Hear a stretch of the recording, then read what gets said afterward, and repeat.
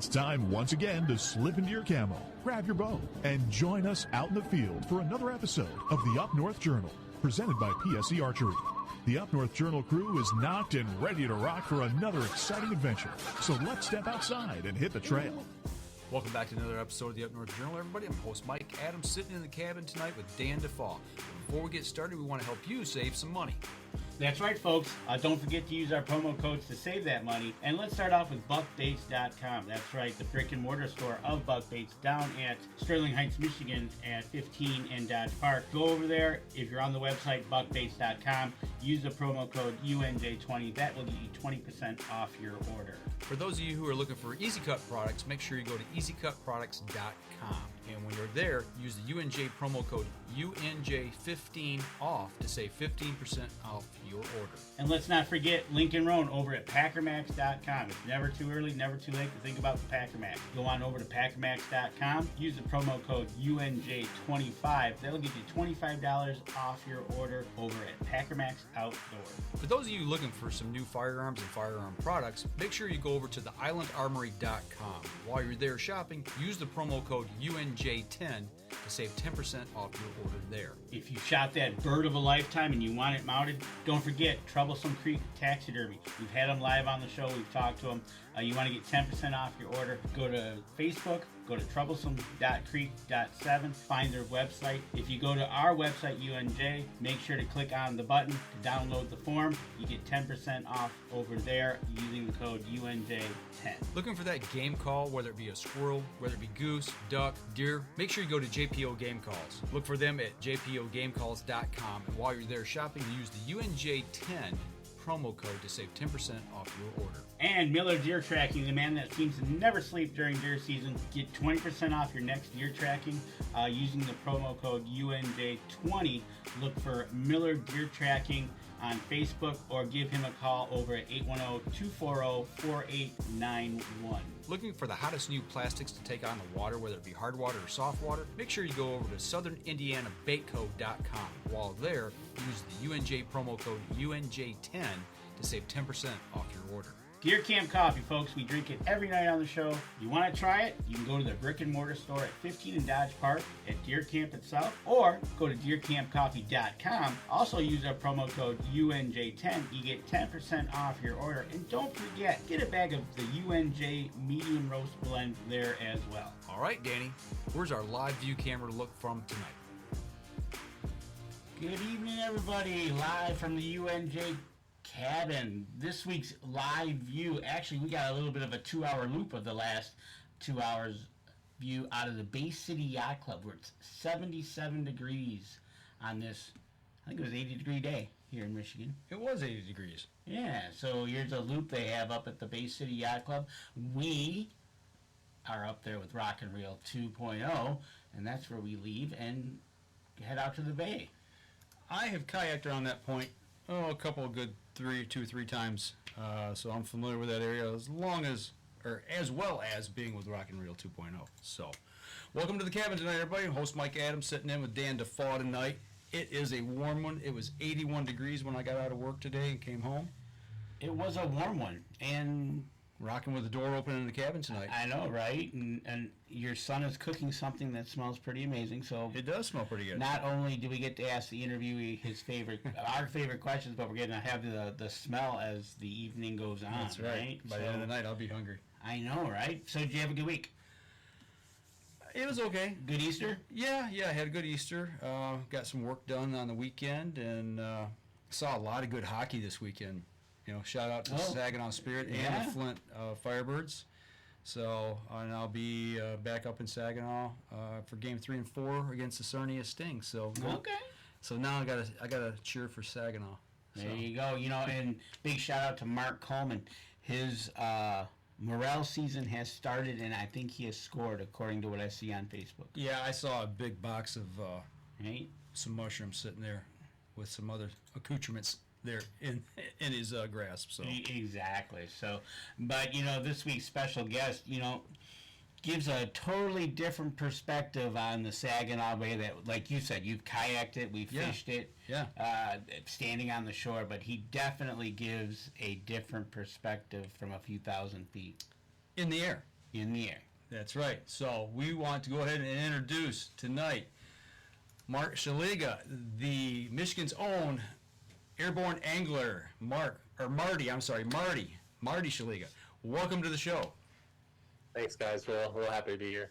You know, it's we were talking before the show started, and I got familiar with what you do. At where I work at, we did a story there about you flying over the Great Lakes there, especially the Saginaw Bay area.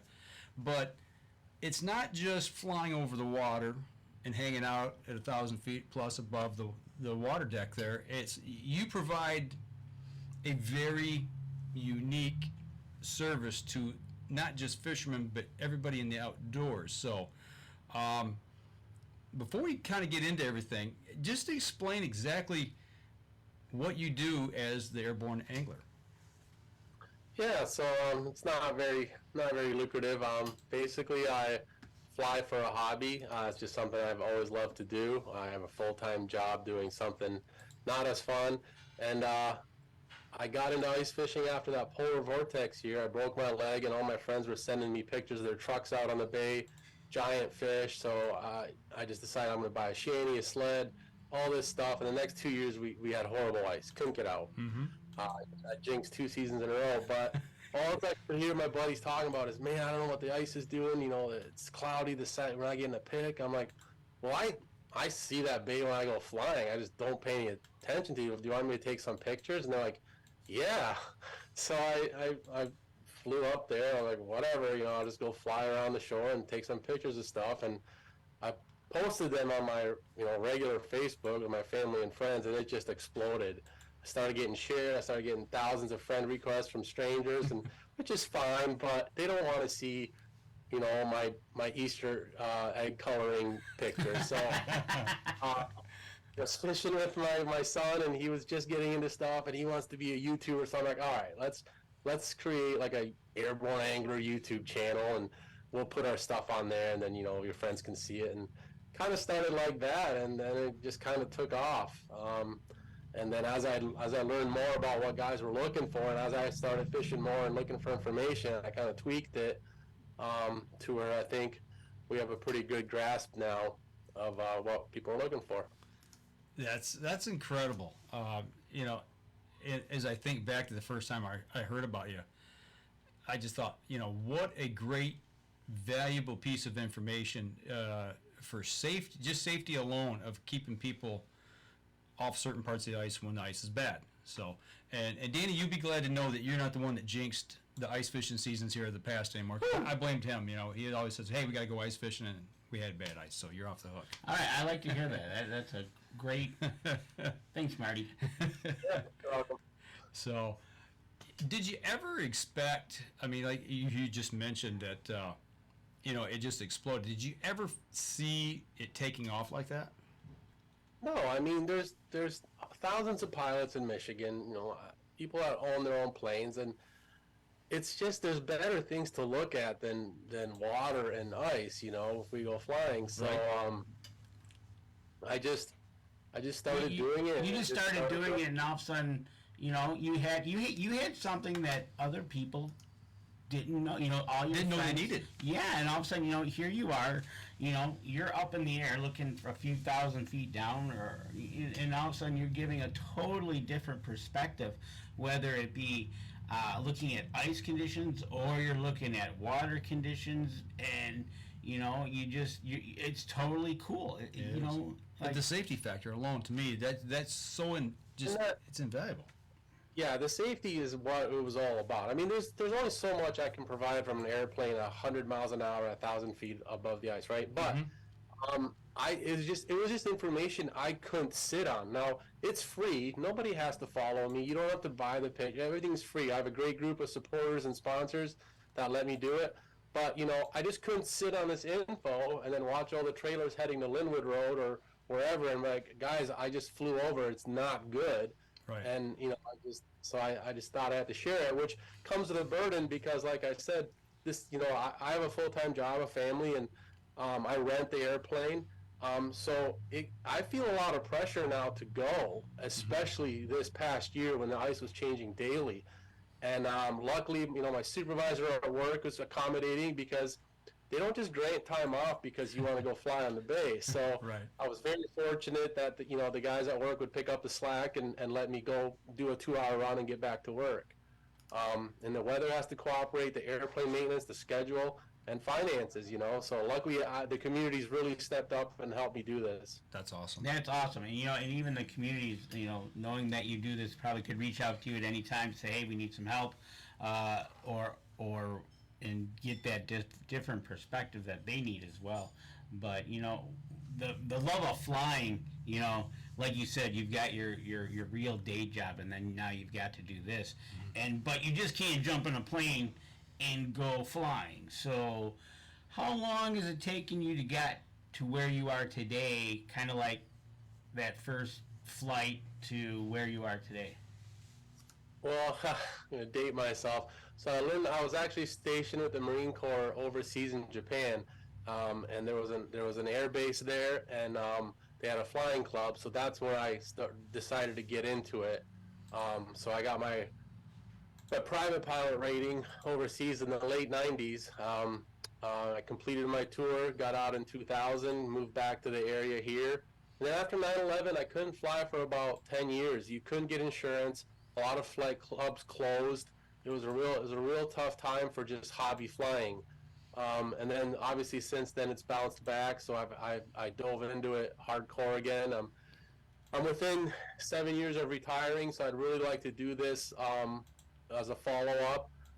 Like I mentioned you guys earlier, I'm very close to becoming a flight instructor, so long as I don't jinx my flight test. And my next goal is to create more pilots. I mean, I'd love anybody that's interested. I would love to, but it's not a very hard goal to achieve. I think it takes about 40 hours of flying bare minimum to become a private pilot, but that's assuming you're ready for everything.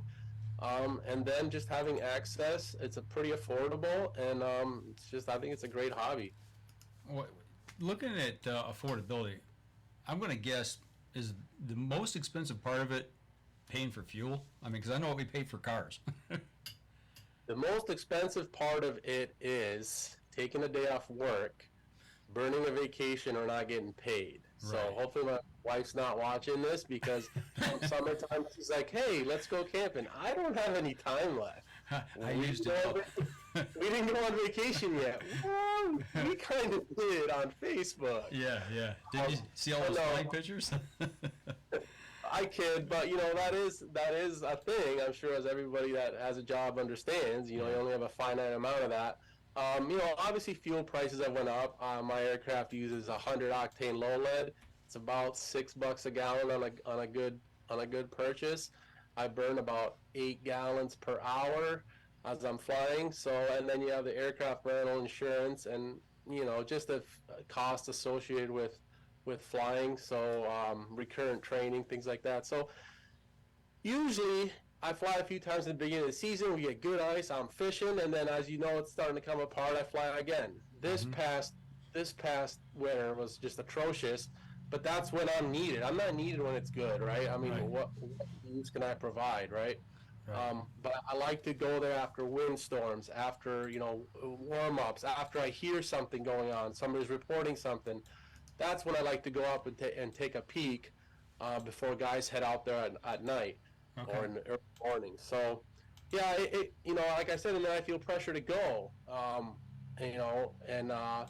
so that's kind of a double-edged sword. Now, I don't want to complain. There's worse things I could be doing than flying an airplane around the bay. Well, looking at that, you said this year, we all know how bad the ice conditions were, and like you said, too, they were changing daily, and you feel that obligation. Have you been up flying around Saginaw Bay, and you saw the conditions were bad, and you saw people heading out and maybe heading into danger? I've already seen I've seen people where I wouldn't want them to be already when I'm out there. Okay. But here's the thing: if they're out there spotting and they're doing their homework and they have the safety buddy and they've got equipment, then I don't give go no go decisions, because it's a 1,100 square mile area. The ice isn't the same everywhere, right? Sure. The short guys we're fishing. They're like, what are you talking about, Airborne Angler? We've been fishing for months. That's awesome, but that's not what I'm talking about. I'm talking about sleds and quads riding out to Buoy 1, right? Yep. And you don't have to do that. There's a lot of good fishing around the bay, and there was a lot of good fishing this year. But I'm speaking to the guys that want to go to deep water walleye fishing. Right. On machines, right? Mm-hmm. So I think the most useful thing for me to do is to map open water or hazards that I can see, and I can turn on my map and do a circle around it. It'll save the track, and I can point to something and say, listen, no matter what, this is open water. Like, Gotcha. I don't care how good you are, you're not going here. Not unless you've got a boat or a life jacket. Right. Yeah. So, like I said, I don't tell people to go or not go. If I see something really bad, I recommend they don't go. You give them the information so they can make an informed decision. So you can't hear them say, "Well, I didn't know." Well, yeah, you kind of did, but you make the choice, right? And as you were talking, we were flipping through. So far, we're like the 19th of March here, just kind of looking at the pictures and seeing the water that, from your perspective, how you see things, whether you're looking at the state park, all grays, and the different variations that everything you see. It gives you a totally different perspective as if you were to drive up on a car, stand up on your running boards and look and go, yeah. Yeah, let's go. Let's go. Yeah. Right? Yeah, and I've been there, and I've been there, and I've been in some situations that I wouldn't want to be. And I'm just one piece of information, right? So you have to look at all the other factors. Is it going to be windy? Is there a warm up? Are we getting rain? And which shore am I on? What are guys reporting from the ice? So it's just one tidbit, but it's a great starting point. And if I can map the biggest hazards and just say, listen, I don't care what you do, but I can 100% tell you don't go here. Right. And I have nothing to lose by telling you this, right? Or gain. I'm not going to be out there. I'm showing you open water or a large crack. Exactly. And you got to go do your homework.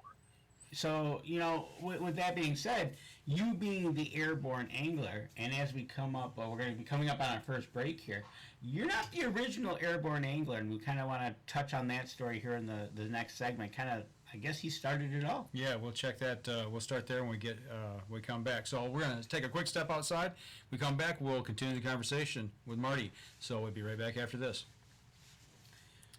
Got some comments coming in? Yeah, Adam Wynn says he, on a typical trip for him out on the bay, is 7 to 8 miles. So having that air information would be, especially if you could see ice pressure cracks, right? Right, exactly. Okay. Mark Coleman's on. Good job, Mr. Mark Coleman. Way to hit those morels. They didn't have a chance. I saw Mr. Miller was on. Killer Miller. He's got to be. He might want some information from the air where his turkeys are. Turkey season, starting up here. Right So. there you go, Marty. You can see turkey. So, all right, here we go. Stand by. 3, 2, 1. Welcome back. Second segment of the show. We're talking with Marty. Marty, say your last name again. I know. I don't want to butcher it. So. Szeliga. Thank you. The Airborne Angler from Michigan, but he finally calls himself that. But you told us that you're not the original Airborne Angler. Yeah, that's true. As I was happy to discover this year, one of the followers, the son of Kyle Karstens, Kyle was a World War II B-17 bomber pilot. And as you may recall, if they flew a certain amount of missions, they got to come back from that area of operations in Europe. So Cal flew 51. He was a pilot, flew 51 missions, got to come home. When he came home, he opened an airfield right on the edge of Pinconning River, popular fishing spot. That last group of guys I was taking pictures of, that strand of ice, that's Pinconning. Okay. And I've been flying by that shoreline for years. I had no idea there was an airfield there. So his son sent me a little message and said, hey, great job, you're doing a great thing. My dad used to do this. So I was just fascinated by this story. There's pictures up, I'm sure you guys have up, or you can point your audience to. But he showed me where that field was. I superimposed the runway on a recent satellite pic.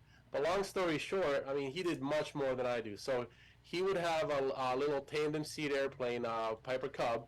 And when an ice floe would break off with those fishermen, he would fly and land on that floe, pick one guy up in the back seat, fly back to his field, drop him off, and I think he rescued like 12 people that way, and multiple times. And I mean, the story went, I think, all around the nation, at least. The Wall Street Journal pulled up his story, so I think he definitely deserves the title of the original airborne angler. Absolutely. You know, I can't imagine flying in on an ice floe. It's already broken away. See, you have no idea how thick that ice is, and he's putting his plane down on it and picking people up and picking them off the ice. Exactly. And to fly 51 missions, and if anybody, if you're listening to the show or you're watching us on Facebook or on YouTube, you can go over to the Airborne Anglers Facebook page, scroll down, and you can see these pictures. But he actually has a listing from the government of confirmed his missions from January 27th all the way to June 16th. It looks like. It tells you he hit an oil refinery in Austria. You know, it gives the mission and what he did. So then, what Marty did is he went into, as my computer's running brilliantly slow, right here, he took and imposed every one of those missions from his Air Force base in Italy, and the reach that he had with his bomber. That's incredible. Isn't that? The family didn't see that perspective. You know, they had the documents like, oh, here's what he did, but to see that graphically, and I was doing some research wondering what air base he was in or which squadron, but once I mapped them, all those wheel spokes pointed to that base. So I was like, this had to be where he was. It's right in the center of all his missions. So it's really neat. His family appreciated that. And you see what those guys did in those flying bombers, and what they went through in the anti-aircraft fire and everything, and the ones that didn't make it back, and flying with holes through the fuselage, right? And, you know, injuries and it's amazing man. And unfortunately, he passed away just a couple years ago. I wish I would have had the chance to meet him, but I made great friends with his son. His son is actually named for his navigator. He came home and named his son Ken after his navigator that he did those missions with. So, really neat story. And there's so much more to that gentleman. I mean, he was recruited by Major Ball, I think, for the Cincinnati Reds. Wow. He got called up to train bomber pilots in the Korean War. That's when the field closed. But just amazing man, amazing story, and I love sharing it. The more people I can educate on it and they can share it, the better. You know, do you know if he was from Michigan originally?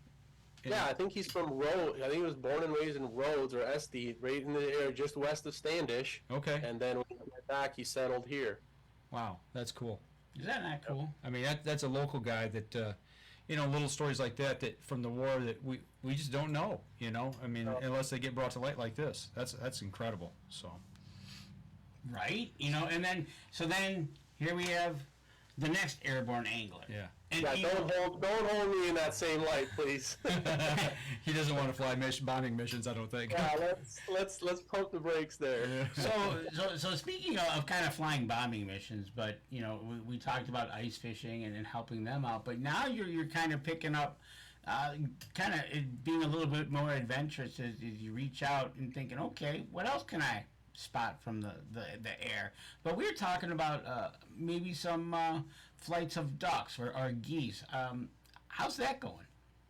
I love it. Well, so usually, you know, I'm sure you've seen Sully, the Miracle on the Hudson, and not a big friend of waterfowl at 100 miles an hour at a quarter-inch plexiglass windshield from 1963. But as we got into waterfowl hunting, I'm sure guys that are listening that waterfowl hunt, you know that scouting starts in July, asking farmers permission, tracking birds, driving around sections of the county, looking to see where they're landing. Well, I like to fly early morning. The air's calm, and nice Saturday morning, and so I'd see geese coming up off the bay, and I was like, I'm like, I could slow this thing down like 50-ish, and maybe descend a little, and they're hauling, and I mean, I bet you I could fly up to them and they would foam up on my wing if I wanted to. But I was like, I'll just circle above them safely and just see where they go. I wonder if I can track these things. and sure as heck, I could put them to bed, and they'd be there the next morning. So I was like, man, this airplane could be a tool for other things. I love flying the shorelines, looking for ducks. I fly over in Neonquin, the state game area there. I like to hunt there with my son. But then I started flying up around the north end of Wigwam and towards Agre, and you can see pockets of ducks in between, the vegetation that you would never see from land. So I kind of started keeping track of that and seeing which fields are flooded, and so I thought that was pretty neat. But a lot of the ideas I get is from the audience, and I'll just get a random message. Hey, I have a cabin in Agre. Do you mind snapping a pic? Yeah, I don't charge for that. If I happen to be flying by and I remember, I'll snap you a pic and send it to you. But I had a deer hunter tell me, hey, I hunt this area. It's public land, and it's so hard to see from ground level where the deer are coming from, and do you see anything? I'm like, yeah, I see runways all around you. Wow. And I can tell you, kind of which way they're running, which way they're oriented. So I snap a pic, turn the plane on the side and snap a pic straight down, and they're like, wow, I never knew they were coming from that direction. So I don't know, just kind of experimenting with it. I think the possibilities are endless. Yeah, just whatever your mind can imagine, as far as in the outdoors. But so I got to imagine if you're looking for runways for deer, you're doing that obviously before green up, so you can see where they're at. Yeah, so the best is like first snow, right? Mm-hmm. And then just having that for next year. But the vegetation has to be off, and even without snow, I can see distinct dark lines through the weeds where it's heavy brush, mm-hmm. to where you can see the preferred paths, and they branch out. They're not perfect, There's many, but you can definitely see a direction or a route. That's cool. Yeah. That's cool. And think about what kind of like if like when you had your elk tag, you know, he could fly up there and hey, where are they at? Yeah, they're up in this quadrant up here and gathered up. Can't miss them. Fields. Yeah, it's hard to miss them anyway. I mean, they're so doggone big, but right. But that, and we were talking that he's flown up to Mackinac in the Upper Peninsula, and just getting that whole different perspective. That really, whether you're in a car or truck doing 80 miles an hour, you definitely can't get it. Yeah, right. So you've logged a lot of flight time. You've been up there flying around. What is the craziest thing you've seen from the air? Well, I was flying when those dams broke on Sanford and Wixom. Oh yeah, yep. I was flying the morning that they broke, so I know that Wixom area well. It's a beautiful area, and that whole Tittabawassee watershed and that river, and I literally got goosebumps when I flew over one of the areas. There's an island north of Wixom on that waterway, and there's a beautiful home on it, and it was just dirt around it. Mm-hmm. And I distinctly remember that, and I got goosebumps. And I don't even own a cottage there or a cabin, but and just seeing the flooding after that, it was just amazing to see it from the air. So that's something that stuck with me. You mentioned that and talking about how much water was turned loose during that flood. This last weekend, I was running up M47 along Tittabawassee. I forget even where I was going now. Nancy and I were headed somewhere. But anyway, long story short, we've had a lot of rain. We've had 3-4 inches of rain here last week. And Tittabawassee was, it wasn't up to the bridges, but it was pretty substantial. And I thought to myself, because it came over that road there, I thought, man, how much more water had to come down that river to get up to those bridges and overcome the banks and cross over M47. It's just staggering to see that kind of stuff. So nature. And you mentioned Lake Sanford. We go up, up that way now, and you still see just what looks like a creek running through there. Because you see the vegetation growing up now. You see trees and saplings and things like that. But I got a buddy that lives on that lake, and you talk about the homes and what they've lost. It's incredible. For sure. Right, exactly. So, another I got a picture right here. There it is. Trying to land a plane when you're trying to go over a cruise ship. So, in full disclosure, that was April 1st. Right? So, you know, you gotta have some fun when you're doing this, and he's out there. And I think it's funny because you know, you sit there and you look at, and this is the comedic value that he has when he does this. You know, he's having fun doing it, and it's awesome. But could you imagine if that really was happening? Well, funny story, it's not too far from the truth. So Bay City Airport, the river around the Bay City Airport, James Clements Airport, 3 sections of the river around the airport are actually seaplane runways. Okay. They're chartered seaplanes, and there's a ramp there on the south end. That's for seaplanes to land and drive up onto the airport land. Mm-hmm. So there's a warning in the chart supplement for that airport that says if you're approaching at night on this runway that looks very similar to that picture, be on the lookout for freight ships. Right. If you get low, there's a potential for hitting a ship at night that you wouldn't know. You just see some lights moving. So that's kind of why I threw that in there, because it's really believable. But I was in Florida enjoying beverages, and it was April 1st, so I thought I'd post Well, it. you know, we do have a couple I think they do actually have some cruise ships on the Great Lakes. Yes. So Yep. you might be April Fools today, but we might be getting another picture updated saying, "Look out!" Yeah. But that was a good one. We gotta throw that in there and go see what's happening. I'll tell you what, let's take our good. second break. We're at a good stopping point right now, so we're going to step outside, take our next break. We come back, we'll continue the conversation. We'll be right back after this. Alrighty. The questions are flying in already. Yep. Everybody's being a comedian now. That was good, though. You know, you think about it, though, but you're right, though. There's some big freighters. No, listen, I saw that picture, and I thought it was Bay City. Because that runway layout is exactly like that. There's a green bank, river, so I knew my pilot friends would be like, "No way!" Right? I tell you what, those freighters are a lot bigger when you get up close to them. You think? Well, we've got, we put in right around Vets Bridge, and kayak, and we went downriver towards the bay, and they were offloading pipe, the big columns for the windmills that they put in here in Michigan up in the Thumb. And, we kayaked up fairly close to the freighter that was docked there. And I was just mesmerized by how big it is when you're right there at it, on the water level. Those things are When they incredible. offload, they raise like 20 feet out of the water, Yeah. when they're offload. Yeah. Light. So, Big Right? Exactly. all right, here we go. 3, 2, 1. Welcome back, third segment of the show. We've got some questions coming in, and Yeah. I want to ask this one that Mark asked. Well, before you go there, let's just remind everybody, if you're watching us live on Facebook or you're watching us on YouTube, or unfortunately, if you're listening to us on the podcast, you got to go check out the live Facebook and YouTube, because there's things in the break that you won't hear, so you got to check it out on the live stream. So go check that out. And if you want to visit more with the Airborne Angler, you can go over to the airborneangler.com and check out his website over there. He's got some links over there, some past interview he's done, or follow him on Facebook, the Airborne Angler Facebook page.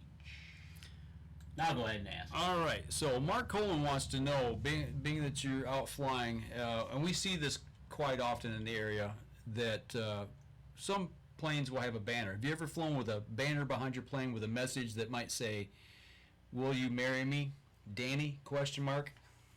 So I have not. So banner towing is a banner. I've done some promposals for teenagers. I have done too. Okay. And those relationships are no longer. So maybe you want to rethink that. But they did say yes for the prom. It wasn't a long-term commitment, but it worked for the prom. That being said, no, the banner tow operation's a commercial operation, and I don't do that. I don't know how much that would cost, but there's an outfit in Ohio, Toledo, I believe, Air America or something like that. They're the ones that do the Burt Watson and whoever else is out there. Okay. I often see them, especially around football season in the Saginaw Township area, right around Heritage. They'll fly around the local area there. So. Oh, for sure. Another question. Can you fly into Canadian airspace? Yes. Fun fact: I'm a Canadian citizen as well as a U.S. citizen, so you don't need that to fly. But yes, you can fly. There's airports called airports of entry that have customs. So once you fill out a manifest, you have to file a flight plan so they know you're on a radar crossing countries, and they'll track you. And when you land, just like crossing in a boat, you'll have to stay with your vehicle, so airplane or boat, and then you call a number, and then customs will either say, hey, sit tight, we're coming, or they'll say, all right, go ahead, and you'll never know which one it's going to be. Okay. So you better not be doing anything nefarious. Yeah, the old Canadians. Yeah. They stop you at the border. They'll stop you at customs. Last thing I want to see is a Mountie on a horse coming up to my airplane. No kidding, right? Well, matter of fact, just on the news this morning, they up in Marine City busted two gentlemen. They came across on a boat, hit the ground running. They both had backpacks, and they got them. They were trying to bring ecstasy into the country. Okay, they weren't from the country, I take it. You know, they actually, I think one was Canadian, one was American. Okay, and it was just, but yeah, you don't leave your mobile, your boat, or your plane. You wait until they give you approval. That's right. We've got another question coming in from Adam Wynn. He says, talk about Camp Fishtails and how it came about. Camp Fishtails, sure. So Camp Fishtails is a local camp for people with all kinds of disabilities, and it's a zero barrier camp. So you could be quadriplegic and climb a rock wall. They have got the gear for that. Specialized camp to give people a chance, kids and adults, to come out there and enjoy the summer. So like I said, Airborne Angler grew. I think I had like 12,000 followers at that time, and we were just, ice season was winding down, and I'm like, what am I supposed to do? What am I supposed to do with this audience? And should I do anything? Is there anything I could do with them? And not self-servingly. So I thought, we need to get the kids involved in volunteering, and we should pick a charity or something. So we got on there, like, oh my God, Camp Fishtails is down the road. I'm the Airborne Angler. They're Fishtails. Let's volunteer to go bait some hooks. They fish there. So we went there, met the director, Shannon. She's like, oh yeah, I love the idea. Let's partner. I was like, okay. So we just chose one night a week to go take our kids down there and go on the pier and bait hooks and bobbers. And Frank's Great Outdoors is donating, gear for us and bait and everything we need. And it just turned into this thing. So I thought, well, let's have a golf outing. Any excuse for me to party, I'm there, right? So golf outing, fishing tournament, prom, anything. I mean, I'm doing it for fundraising, not for partying. But if you get to party, that's a double win. So I got involved with them. I love it. I'm on the board of directors now. I think it's a great charity. My kids don't go there. I other than just volunteering and helping them, that's all I'm in it for. That's cool. And they have a Facebook page as well, Camp Fishtails. So if anybody's interested, get on over there. Go check out Camp Fishtails. There you go, right there. Right? That is cool. And, it's just another way to give back and help people that might have a little bit of a barrier trying to get into the outdoors. Right, exactly. And, getting them outdoors is just, we've talked about this and the psyche and everything about the outdoors and, getting out there and how it helps the soul. Does that do that with flying? Yeah, I mean, flying, I would love to be ice fishing on good ice with my friends on a good bite, not worrying about cracks, no wind, like that. I can relax there. I love flying. I love walleye fishing. But yeah, it can be, like I said, I don't complain about doing it. I hope nobody gets the idea that I'm complaining about being the Airborne Angler. The flying itself, I love. It's great. I think there's, I talk to other pilots and like, you're not gonna go fly the Bay again, are you? Like, have you flown over to the Muskegon and or the pictured rocks? There's other things to see than ice shoreline, but that's my thing. I don't mind it, and I'm happy to do it. It's like we've said so many times already. The service that you provide is just incredible. You don't charge for it, and before the show started, you were talking about the last 3 years that ice fishing wise, there's not been any fatalities on Saginaw Bay. Is that right? Yeah, so first and foremost, I'm in no way, shape, or form taking credit for that. It could just be coincidence, could just be people getting smarter, or just the conditions, right? But looking back through the records, we've had a fatality on ice-related fatality on the bay, or the most recent one was Tawas Bay. A gentleman unfortunately passed away ice fishing there. And I didn't know people fished Tawas Bay. I used to just cut across Caseville over to Au Gres and turn south and head back down that shoreline. So I felt really bad that, he went into that crack in Tawas Bay, because I really didn't know that, being that part of the lake rarely freezing, I made a decision that year to spend the extra time to head to Tawas, take a picture, track that ice, then head south, unfortunately. But yeah, the last 3 years, whether, as my audience has grown, I hope the information is getting out there. We've had a lot of close calls, so we still have a lot of work to do. And obviously, we had the young man that had the boating accident on the river. So, it was bittersweet. There was no celebrating, obviously, but I'm hoping it makes a difference. Even if it saves one person, then it wasn't a waste of time. But I hope we can keep it going. I don't like to talk about it before season or during. Sure. But I think we're in the clear now. Guys are starting to get sunburned, so No danger of ice right now, except in our drinks. Yeah, I just like maybe it's working. Maybe if we keep sharing this, there's nothing to buy. If you just keep sharing the information, people can look at it and then they cannot, right? Yeah, absolutely. So I hope we can keep that going. Have you ever heard feedback from people just out in the community of fishermen that said, I was going to go out, but we were going to fish that area, so until we saw the photo that you posted, and we decided against it. Have you ever heard anything like that? Yeah, maybe not so much publicly.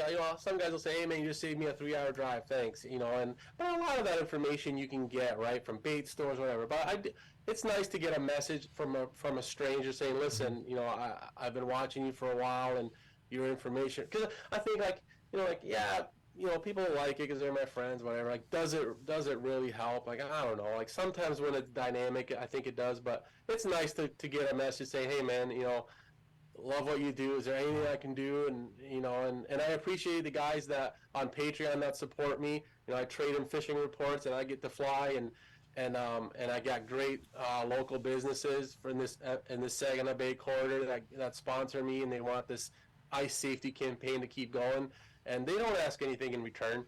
They're just like, "Hey, you're keeping these people safe. I don't see anybody else filling that need in the community. Just anything we can do to help you." So that's really what keeps me going.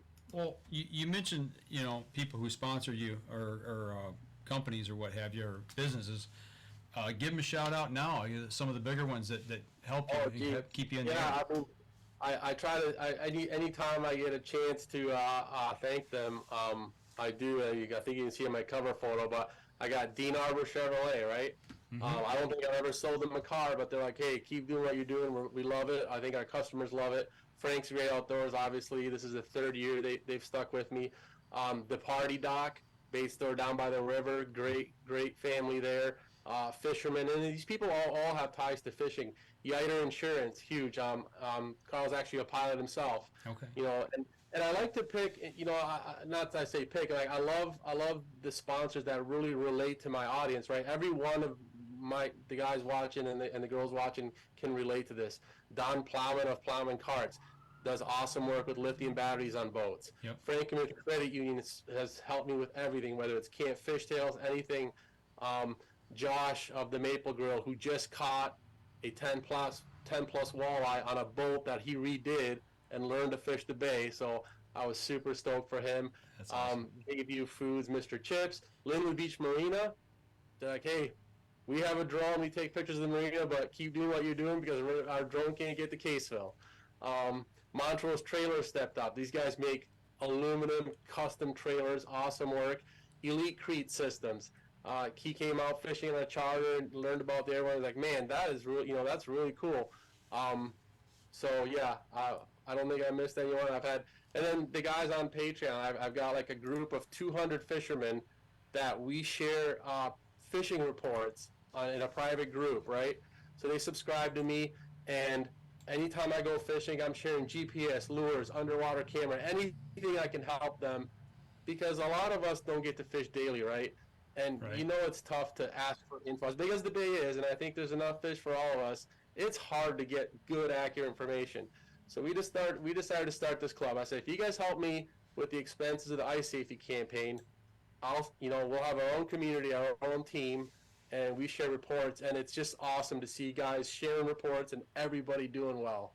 So I'm really excited about that. You know, Great group of guys. that to me speaks volumes. Having people that are willing to share information with others so everybody can be successful. You know, if Danny and I had a secret spot, out there in the bay, which, I mean, the thing's huge, right? I mean, come on now. And you're not going to catch all the fish, and that's how we grow the sport. That's how we keep kids interested in the outdoors and off of, computers and cell phones all the time and playing video games. Get them out in the outdoors. And if just that little bit of what you're doing, which isn't a little bit, it's a lot, getting that information out. I think that's awesome. It's so important that we share the outdoors with other people. Last week, Danny, we interviewed the happy camper, Kevin Callan from Ontario, and and he mentioned that he wrote guidebooks for the major canoe routes in Ontario, and people were like, "Don't be giving away our wilderness areas. Don't be telling people where to go." Well, nobody gets to enjoy them if they don't get there. So. It's a fine line. I mean, if you're on a small lake and you saw 3 Christmas trees and that's your spot, I don't need to show that to everyone. Sure. I get it. You did some work, you found it, that's your reward, right? Yep, exactly. It's Saginaw Bay. We're trolling. You're constantly moving. Yep. There's fish everywhere. They don't just stack in one spot, right? Mm-hmm. So and I can't fish it every day. So if I'm going to fish and I did well and I can't fish for a week and a half, what do I have to lose by letting my friends know, hey, come out here? Yeah. And we get to learn so much because it's like 10 trips in one day. Mm-hmm. I get to learn what they did and didn't work. I report when I get skunked in a spot, so don't go here. Or if you Right. do, maybe you do better. But I just love it. It's a great community. So speaking of that, you went out this year, but what's your biggest walleye to date? So, funny story. I caught a walleye a couple springs ago. Real cold water. Out of Linwood, 20 feet of water, drifting with like a clear husky jerk. My buddy and I, super new to walleye fishing, we catch this fish. I have a nice rusty analog scale with like a needle that's bent. And we're catching fish, and we did well that day and got this one fish that's just standing out. Just like a girthy fish with shoulders, like there's a hump on its back. I'm like, what? That's got to be like 5 pounds, right? So we weigh this thing, and it's like 5.6. I'm like, man, that fish looks really big. I post some pictures on Facebook. My kid's holding it, and it's bigger than him. And I'm just like, whatever. It was a big fish. I can't wait. I can't imagine to see what a 10-pounder looks like. So one of my buddies, Charlie Horn, that's a much more established fisherman than me, he's like, hey, man, how much does that fish weigh? I'm like, I don't know, like almost 6 pounds. It's like 29.9 inches now. 4 hours later, shriveled up. He's like, you should weigh that on something else. Okay, 9.98 on the scale. Wow. Like 6 hours later. Wow. So, Oh, it was man. a 10-pounder. It was a 10 No, pounder. it's not. I can't claim it. That's not how it works. No, you can't. But It officially, didn't go in the wall. It didn't go in the wall because it was shame. That's my punishment for being an idiot. I still have pictures of that, and it's it's scarred up, and it's just dumb, awesome. But it's a great story, and Great memory. You caught that in the spring, right? Yeah, it was like April 3rd or something. No, March 23rd, I think, of 19. Wow. Still remember the day, seared into my memory. I'm pretty sure everybody reminds you of that day seared in your memory. Oh, my buddy does, and he's like, you haven't got a 30-incher. It was 29.9 6 hours later. Right, right, exactly. So, He'll remind me. He'll chime in. I'm sure he's watching now, so I have to be very specific. Legally say it's not a 30 or 10-pounder.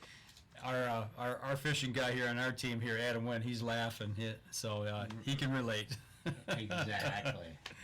So I'm still searching. there you go. Hey, get out there. You never know. You never know what that next bite might be. That's right. But we are coming up on our last break, so why don't we take it? Because then we got our questions to ask. All right. So we're going to step outside, take our last break, and we'll be right back after this. All right, folks. Last segment of the show. You know what that means, Tammy. If you got any questions you want us to throw at them real quick, fire them in here, and we'll try to get them answered for you. So, all right, you ready, Dan? Yeah. Okay, here we go. Stand by. 3, 2, 1. Welcome back. Last segment of the show. Man, the show's flying by tonight. It's been flying by. Get it? Literally. Flying by. Literally.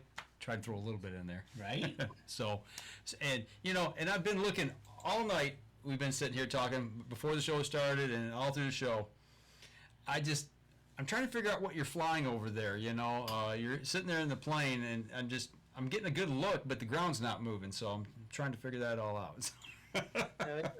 That's Cancun. That's a great backdrop, man. I love it. It's talking about a scene setter there. That is cool. So. Right. Exactly. But when's the next time you think you'll be heading out to do some flying? I want to do some fishing. I have been doing a lot of flight training to become a flight instructor. I was supposed to finish today. It was too windy. I'll be flying this weekend around the bay. I have that scheduled, so if I see something of interesting, I'll post it. But my new hobby is finding where boats are all around the bay. And I've started flying around the thumb towards Harbor Beach, so all around Port Austin, and I was surprised to see sneaky little boats there. Now, don't worry, I'm not going to be posting that. That has no use to the general public. Maybe they're just having a beverage out there, right? I don't know how they're doing, but I'm starting to see patterns seasonally of where packs of boats are. I don't care where the packs of boats are, but sometimes I see one sneaky little guy all by himself, and that gets me interested. Right, exactly. Oh, a question we got in from Tammy. She asked, "Did you get a replacement scale?" Yes, I got a digital scale, a fresh 9-volt battery, and ever since I have not gotten a big fish. So that's like buying a new snowblower, right? It's not gonna snow. Yeah. Amy's just twisting the knife in. Right? Oh, yeah, she's good for that. She's a big walleye fisherman. She mainly, when she's out, she's up on the river up over by Algonac. Okay. And, but like we talked about before the show, Adam and Scott were out, and he searched high and low last weekend, and they couldn't find him. But like you said, you're up at that distance, and all of a sudden you see that one sneaky little boat kind of going off somewhere, and you're like, hey, What's what he are you doing? Yeah, where are you going? Right? So, that's good stuff. That's awesome. Well, if we're out there on the big water and I see you flying over, we'll shoot you a wave up. So, you tip a wing towards us. Let us know it's you. Will do. So, all right. So, we've got just a few minutes left here, Dan. You ready? Yep. You ready to fire away at our typical 4? It's time for our newbie interviewee questions, and they go something like this. All right, so obviously you're traveling, flying. Maybe you're driving, or maybe you're flying in your plane. But what music are you listening to on the radio? Oh, I like I like Metallica. Alice in Chains. The old CDs. I just like the old rock and metal stuff. I like some of the newer music. I'll listen to country. It's kind of soothing, but I like that '90s generation rock that I grew up with. There you go. That's a good one. That kind of puts him in as a date range of how old he is. He's a little younger than us because we're 70s and 80s rock and rollers. So, all right, you're rocking out, you're jamming. You reach over. What's your go-to snack that you're gonna want to have with you? Like jerky, any sort of smoked meat, salty. I love spicy stuff. Yeah, meats. Spicy meats. Protein's good, man. No complaining there, man. It's awesome. Yeah, that's why we got canines, man. That's intermediate, in two. Right? Exactly. All right. So, you have invited Dan and I to come over and... Mike and I. Unless you're not taking me and you got somebody else Right, you're taking. exactly. Maybe. It depends on what his answer is to the question. So we're coming over and you're going to cook us a meal. What would be your go-to outdoor type venison, fish, whatever type of meal that you would say, you guys got to try this? We've probably had it, but walleye, deep fried, and Andy's Cajun breading. Okay. Not batter, just dusted, deep fried, 3 minutes, 3.5, and down the hatch. Well, I got to ask. Cheeks? You keep the cheeks on them? On Lake Erie. Okay. Or Iceman. I did. I found a great recipe from a local fisherman for walleye chowder, and cheeks are, big staple of that. So yes, if they're worth it, I'll get them. If I've been out on the water drinking a lot of liquids and the sun's been on me and my eyes are half open, I just want to get the fillets in the freezer and be done with it, right? Find a spot and lay down. There you go. Well, that question's for Tammy. Right? Yeah, I knew you you'd come said- in if we didn't ask it. So, but what's nice about that is I don't think we've ever had it with Cajun. No. Yeah, I know everybody's had deep fried walleye, and this specifically the Cajun. It's just this peppery burn, just in the throat. It's not like hot wings and you're crying. It's just perfect. That's good. I like a little Cajun kick to something. There you go. That'll work. Now, do you have one for wild game that you would give us? I actually love goose breast jerky. I love goose. I brine it. I do a saltwater brine, like 24 hours, I think. I'm just going off the top of my head, and then slice it real thin. And even if I don't have a smoker, I can crack the oven door with a wooden spoon and just put it on the racks there on toothpicks.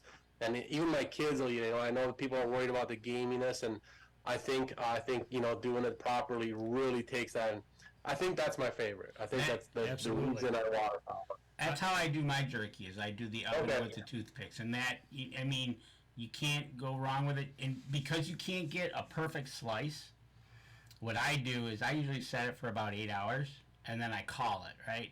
And then you'll have some crispy pieces, chewy pieces, everything in between. So it's like you can't go wrong. Well, the jerky, you're talking about goose breast jerky, I've had it, and it is fabulous. And then a guy offered me a sausage stick.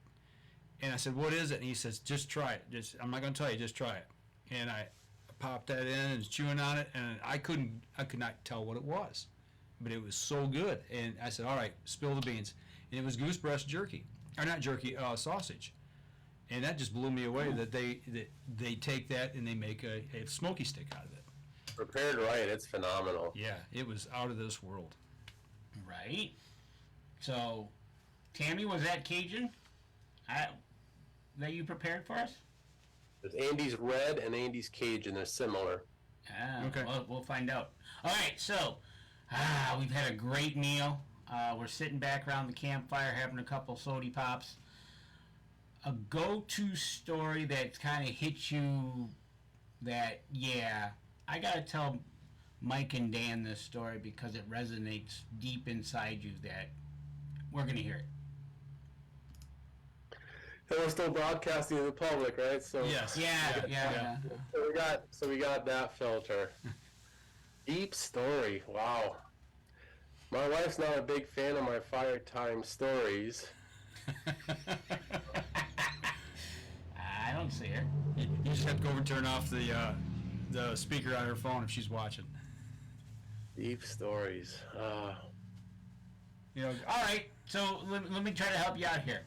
The first time you went up solo flying. Okay. Were you nervous? Were you scared? What was it like getting that first time in the plane all by yourself? Usually what the instructor does is you'll fly around with them like 3 or 4 times, and to make sure that you don't freak out, they just have you stop and they hop out on the runway. They'll shut the door and say go. So you have no time to second guess. And I remember, I'm like, okay, I'm gonna go.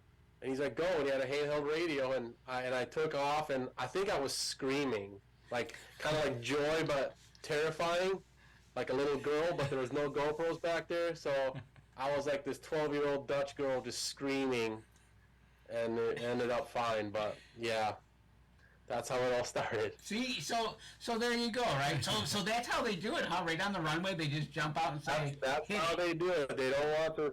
We don't talk about it. You just go do it. No second thinking. You just did it 3 times. I didn't touch the controls, so you can do it without me. So did you know you were going to do solo that day, or was it just you're getting to be about that time? Yeah. So like he told me, he's like, listen, on average, if you got your stuff together, it'll be about 10 hours of dual instruction, and then I'll sign you off if you prove to me. So we were doing this pattern work, take off land, take off land, take off land. And I noticed he was like starting to just look out the window. He's not saying much. He's not touching the controls. So, and I felt confident. And then next thing you know, he's like, hey, pull over here. So I pull over and he takes his headset off, jumps out, and we're done. And he's like, go do three laps. Wow. Well, Scott Keene says she's not a fan of your perch fishing. Just, anyone that's selling their boat at the start of the season probably shouldn't be chiming in, Scott. Somebody just got called out. Right? By the way, Scott has a beautiful Ranger Riata for sale if you're looking for a boat. Right? That's the first Scott. The second Scott says, do the perch from Dustin Land taste better? Dustin Land is where you don't want to go. Okay. Wow, you got some nice friends here. I can only I have no friends on Facebook. They're smack talk going back and forth right now. They're going at it. I was wondering how long those piranhas would take to smell blood on Facebook. Right? And that's the thing. And All right, so I guess we're out of time. Right. Right? We're good. Thank you for not showing up in the first part. Right. But anyways, yeah, so that's awesome. I wondered how my dad had his pilot's license for a while, and then, but I wonder how they got to that point. Well, I guess they put you on the spot and you do it, or there you go. In this case, you scream all the way down the runway. Yeah. And that's a good thing, I guess. Right? Well, it's led to some great things, as you can see, by the Airborne Angler, getting up above the bays and other fisheries, and, well, ducks, geese. Deer runs. We've now talked about the potential for maybe some turkeys in a field. Yeah, you never know. Right? So, Maybe schools of coho on that clear Lake Michigan water, and not been... There you go. Wonder if we can see those. Right? Yeah, that's what Adam says. Fishing buddies for you. Well, I tell you, we've come up on the end of the show here, so we appreciate you taking an hour out of your night, hour plus actually, and talking with us and just showing us a little bit of what you do. And we're thankful for what you do. Believe me, you don't want to lose anybody on the ice, and if it, like you said, if it helps one person save a life, then that's awesome. So. Well, the pleasure's all mine. Thank you for the opportunity. I appreciate it. Yeah. So with that being said, pull up his website again. Oh, yep. So. We'll start off with on Facebook. You go over to the Airborne Angler, give him a like and a share over there. Or if you want, you can go over to his website, theairborneangler.com. And if you want to go back over to Facebook and check out Camp Fishtails, go check that out as well. Absolutely. So, as we always say here, if you're listening on the podcast, make sure, or if you're listening to the podcast on iTunes, give us a review. That helps the people who support us as well as people like Scott, or not Scott, I'm sorry, Marty. I don't know how I got Scott in the brain. I think it's the two that are fighting online right now. Two of your buddies. But, go over to his social media pages as well. Give him a like, follow, share. Do the same for us. Share the show. And visit his supporters pages as well, and let them know that you heard about him here at the Up North Journal.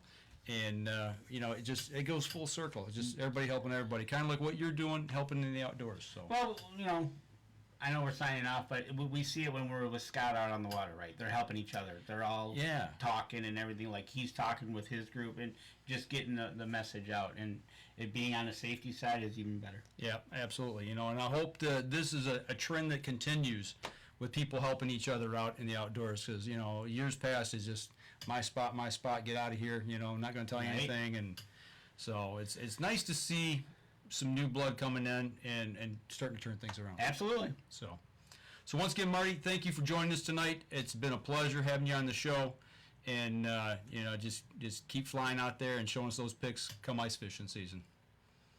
Thanks, Mike and Dan. All right, hang on with us here, and we'll talk real quick after the show. So that's going to do it for us this week. Next week, we're going to talk to a group from Escanaba, continue our parade to the UP Ice Fishing Show, Hunting and Ice Fishing Show in November. All right, so there you have it. Next Wednesday night, 7:30. Y'all take care. We'll be here.